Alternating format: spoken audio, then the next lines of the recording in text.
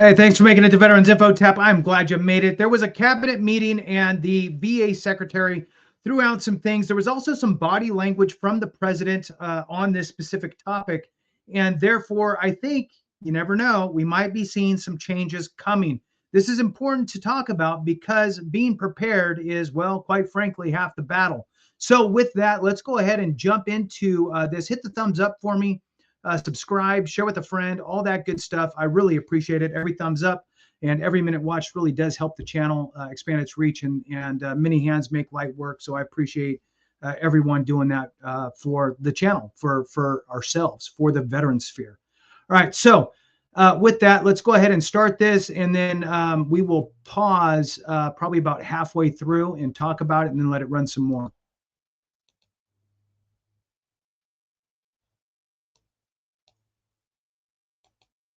And I think one of the biggest changes is how this cabinet works together. And I want to start there. There's often been said, I found out some things this year that I didn't know, that the Department of what was Defense, now Department of War, and the Veterans Department had never really communicated. Now, we're fraternal twins in a way. Pete and I are. He lives better, I'm better looking. But in the looking at this, I mean, he brings them in. He keeps them for a number of years, up to 20 or longer. And then they come into what the country is committed to our veterans. And if you don't have both ends working correctly, then recruitment lags, morale lags, and we've been able to work and fix a great deal of that. I didn't need to change our name, but I did do one thing. I put the veteran back first at the VA. And we did that in 1 year. How did we do that? We started taking things that have been neglected for a long time and put them back. We had a backlog in which we've dropped over 160,000. We're not talking year-to-year change at the VA. We're talking 5-6 years. We have to go back 5 to 6 year prior COVID numbers to see the change of backlogs that are now reduced. We do it in 6 months instead of the long time it took. In fact, it grew under the Biden administration. It shrank over 160,000 under us. Champ VA, which is a program we have, it's basically been back to day to day. It was at a terrible state, which delays in claims and everything was going on. We got that back. We're doing things like taking a new look. I have one question that I ask when I go to my hospitals, which, by the way, over 170 hospitals, 1,200 clinics. And I ask the people one thing, Mr. President. I said, what are you doing right now that if you were just honest and I wasn't standing here, you say, this is stupid? It's been amazing what we've gotten, and the feedback that we've had. We've been able to change how we do credentialing, how we do privileging, how we do hiring. We're all working through that. And it has all made a difference for our veterans as we go forward. CNP exams for veterans out there listening. If this is the one for disability claims, well, they say, well, let me send you to a doctor to make sure. Most of the time we have that already in the record. We're working now where those could actually be changed, where we just look at the record and not have to send them to the doctor. That's almost a $3 billion savings that we get, and also not taking what the veterans get. Okay, so I'm going to pause it here because President Trump usually, I mean, he just kind of sits there, he listens, he doesn't really engage much on any of this cabinet stuff, right? He just kind of listens. Everybody runs around the table, you know, they'll crack jokes, whatever. But this last piece about the CNP exams, he actually leaned forward and was actually engaging in a way. And when we're talking about I think he said $3 billion. Now, there was a few different things that were talked about here in this first portion of this, a little over half. One was recruitment efforts, recruitment and retention efforts for the military are a reflection of how good veterans are treated. So it's nice to see this at the cabinet level and in front of the president. And really, look, it doesn't matter what president's in place. It doesn't matter what cabinet is assembled. This is the type of conversation that we want to have every single time. And it is so important to show that how veterans are treated is going to have a direct impact on recruiting efforts. So I love that that was brought up and acknowledged both from the VA and the DOD, and that conversation of those two entities working together in that aspect, I think, is important. The next part that was talked about was backlog, not only the backlog on claims and driving that number down, but also the CHAMP VA numbers as well. That backlog has been knocked down as well. Now, I get it. Not everybody is getting results. Not sure what's going on there. I have seen some comments on that, so thank you. If you're having issues with CHAMP VA enrollment, my suggestion would be reach out to your congressional member. If you've already reached out to the VA, to Champ VA number, and you're not getting any sort of answer, reach out to your congressional member's office. They have a staffer there that deals with DOD and VA stuff. So that's who you'd want to talk to, and then they can do a little poking and prodding on your behalf to see what's going on. All right, so then back to the C&P exam aspect. So what he's saying is that if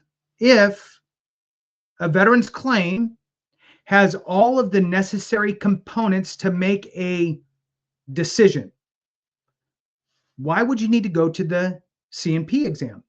Now, there's already laws and rules about this. It's just that, quite frankly, they're often overlooked. But here's the other piece.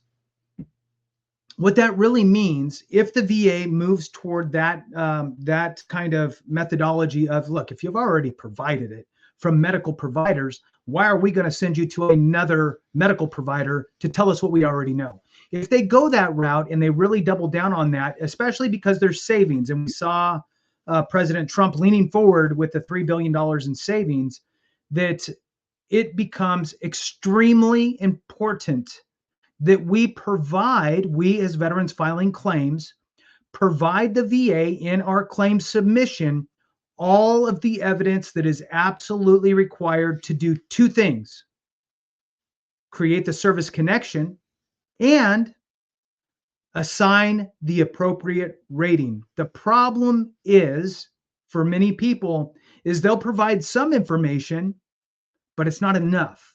It's not enough for the VA to make a clear decision on exactly what your rating should be as it relates to the rating schedule. So you, as the veteran, need to really do your homework when you're getting ready to file your claim with all your evidence and so forth, to make sure you're giving everything that's needed. DBQs are out there and they're still available. Disability Benefits Questionnaire. This is the form. This is the form that the VA really relies on to determine the rating percentage. Now, you can print a public-facing DBQ out and take it to your doctor, but if the doctor doesn't know exactly what the VA is looking for to assign ratings, it's almost pointless, and you will still have to go through a C&P exam. If you bring your doctor up to speed and share with them the information in the rating schedule, and they take the time to figure that out, well, now you might actually have something that's tangible and can be used by the VA to assign you that rating. Now, if your doctor can't, won't, or doesn't, reach out to AME, American Medical Experts. Their information's in the description and in the comments. Also, you can visit my website at veteransinfotap.com, and there's that information there too for medical evidence. They will complete a DBQ for you as it relates to the rating schedule for your specific condition, so you can ensure that you're getting the proper rating. And VA will be able to go ahead and assign a rating. So remember, there's two goals: prove the service connection and prove your severity as it relates to the rating schedule, so that way they can assign you the appropriate rating. Okay, so now let's go ahead and dive back into this.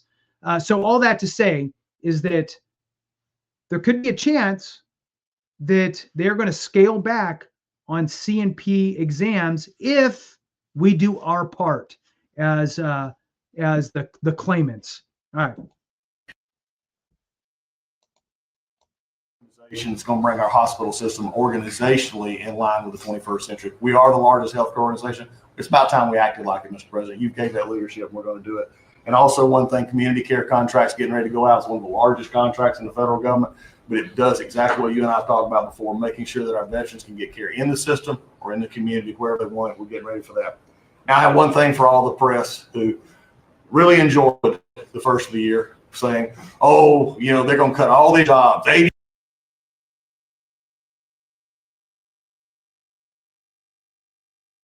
Well, hopefully it'll come back on here. So he's talking about the original 80,000, which was a number.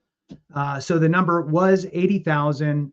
Then it 80,000 this, 80,000. Geez, welcome to my life.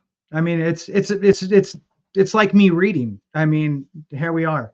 So 80,000, then it dropped down over the course of time. And look, it very well could have been 80,000.